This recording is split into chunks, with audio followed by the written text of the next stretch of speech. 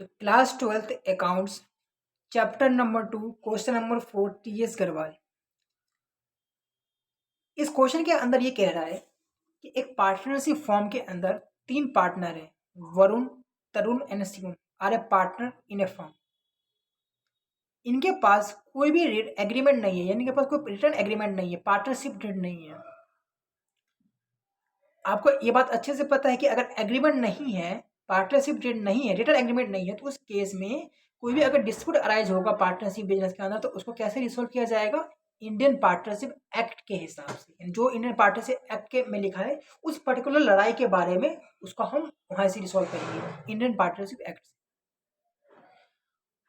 Varun introduce further capital 5 lakh रुपए on 1 October 2020, यानी कि साल के बीच में वरुण ने और एक्स्ट्रा एडिशनल कैपिटल 5 लाख रुपए लगा दिया। यानी साल के पहले तो लगाया होगा, जब बिजनेस स्टार्ट किया होगा तो कैपिटल लगाया होगा, लेकिन इसके अलावा वरुण के बारे में कह रहा है कि साल के बीच में 1 अक्टूबर को वरुण ने 5 लाख रुपए की कैपिटल और लगा दी बिजनेस में। ओके,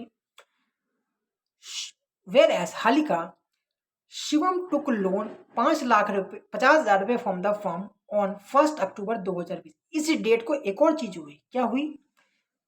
इनका जो पार्टनर शिवम था, इसने फर्म से 50,000 रुपए का लोन लिया। यानी यहाँ पे फर्म ने लोन दिया है पार्टनर को। अकाउंटिंग हमेशा करनी है फर्म के पॉइंट ऑफ व्यू से, think only from the point of view of the firm. यानी कि फर्म ने पार्टनर शिवम को 50,000 रुपए का लोन दिया है। शिवम टू द लोन 50,000 रुपए फ्रॉम द फर्म, ये इसका मतलब हुआ। उसी डेट को साल खत्म हो गया, लेकिन इनके बीच कुछ डिस्प्यूट अराइज हो गई है।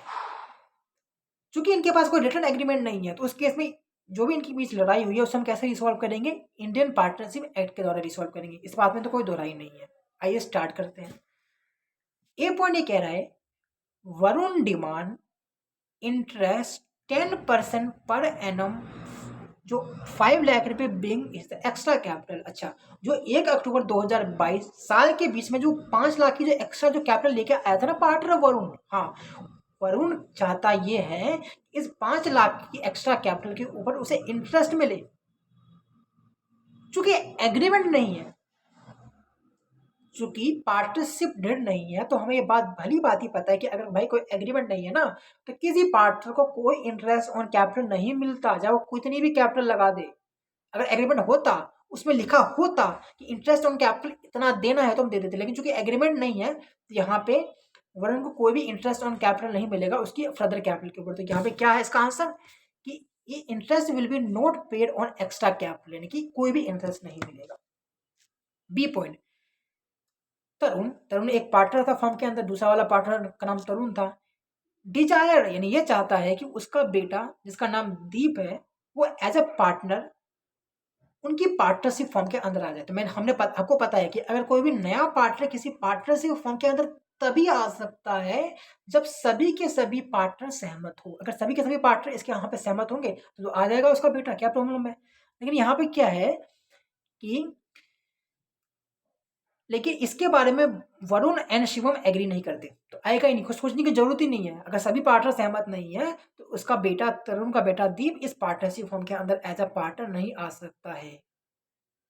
ये क्वेश्चन नंबर 3 में भी था आपका, यानी कि इसका आंसर क्या है कि Deep cannot be admit as a cannot be admit, क्योंकि रिमेनिंग पार्टनर सहमत नहीं थे। सी में कह रहा है, सी में कह रहा है कि Varun and Tarun are the view that Shubham should be charge. आपको पता नहीं कि पार्टनर शुभम ने फर्म से लोन ले रखा है 50,000 रुपए का 1 अक्टूबर 2022 को, पता है ना आपको बात? हाँ पता है, आपको अच्छे से पता है कि चूंकि पार्टनर शिवम ने फर्म से लोन लिया है तो यहाँ पे इंटरेस्ट चार्ज करने का अधिकार फर्म के पास है कि पार्टनर के पास है? वैसे अभी बोल जाओ एग्रीमेंट है कि नहीं है। तो यहाँ पे चूंकि फर्म ने लोन दिया है पार्टनर को, तो फर्म के हाथ में अधिकार है पार्टनर शिवम से इंटरेस्ट चार्ज करने का। लेकिन हमें ये बात भी पता है भाई कि एग्रीमेंट तो है ही नहीं, पार्टनरशिप डीड तो एब्सेंस है। उस केस में इंडियन पार्टनरशिप एक्ट ये कहता है कि अगर किसी फर्म ने लोन दिया है पार्टनर को, लोन 2 टाइप के होते हैं, बार बार मैं रिपीट कर रहा हूं हर क्वेश्चन में, कि अगर फर्म ने लोन दिया है पार्टनर को और एग्रीमेंट ना हो तो उस केस में फर्म के पास कोई भी अधिकार नहीं बनता उस पर्टिकुलर पार्टनर से इंटरेस्ट चार्ज करने का। तो यहाँ पे वरुण एंड तरुण ये चाहते हैं कि शिवम से उस लोन के ऊपर 12% का इंटरेस्ट चार्ज करे। तो क्या चार्ज कर सकती है फर्म? बिल्कुल नहीं कर सकती, क्योंकि एग्रीमेंट नहीं है। अगर एग्रीमेंट होता, उसमें लिखा होता तो चार्ज कर लेती, उतना कोई प्रॉब्लम की बात नहीं होती। लेकिन फर्म ने लोन दिया है पार्टनर को, और अगर एग्रीमेंट ना हो तो हमें ये बात अच्छे से पता है कि फर्म के पास कोई अधिकार नहीं है उस पार्टनर से इंटरेस्ट चार्ज करने का। तो यहाँ पे वरुण एंड तरुण का जो क्लेम है वो एक्सेप्ट नहीं होगा, और शिवम को कोई भी इंटरेस्ट देने की जरूरत नहीं है फर्म को। इसका आंसर भी आप देख सकते हैं कि no interest will be charge from the Shivam as a rate of interest was not be agreed. Last point of question number 4 is saying that कि पार्टनर तरुण हैज विड्रॉ 50,000 रुपये from the firm for his the personal use. यानी कि 50,000 रुपये partner तरुण ने firm से निकाल लिए अपने पर्सनल काम के लिए। इसे हम क्या कहते हैं? इसे हम ड्राइंग कहते हैं। तो यहाँ पे इंटरेस्ट चार्ज करने का अधिकार किसके पास है? मान लो अभी भूल जाओ एग्रीमेंट है कि नहीं है, तो आपको पता है कि चूंकि पार्टनर ने निकाला है ड्राइंग, तो यहाँ पे फर्म के पास अधिकार बनता है कि पैसा ले उससे, वो पैसा लेके गया है।